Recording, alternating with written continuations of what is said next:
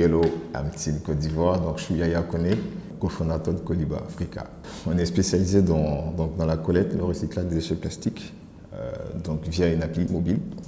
Et puis maintenant, depuis 2 ans, on met aussi en place des infrastructures de collecte, donc dans les stations, dans les supermarchés, dans les écoles, donc pour favoriser le tri des déchets à la source et ensuite les recycler dans nos usines de recyclage. Bon, en ce moment, le plus grand challenge chez nous, c'est peut-être la construction de notre usine en cours en ce moment. C'est un gros challenge pour nous dans le sens où ça va être la plus grande usine de recyclage de PET en Afrique de l'Ouest. Et puis, l'idée, c'est que d'ici la fin d'année, on puisse faire l'ouverture justement de cette usine-là. Je me rappelle à l'époque, c'était en 2018, on était la première promotion. Donc, nous, en 2018, on était pas, je crois qu'on était à 2 ans donc de naissance de notre projet.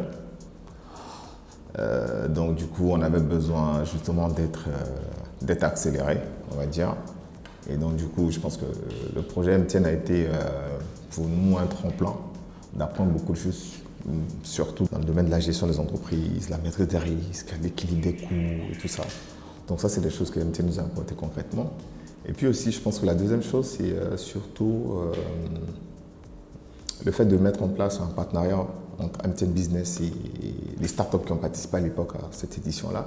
Nous, par exemple, on a pu bénéficier justement des intégrations d'API de MTN sur nos applications.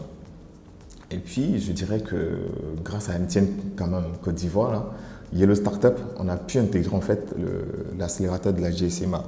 Donc, c'est qui nous a permis vraiment d'accélérer la croissance de notre projet. Grâce à MTN, on a eu des prix qui nous ont permis d'avoir du financement, de la subvention pour accélérer notre projet. Donc, j'ai cité notamment GSMA, mais on a aussi la Fondation Suez.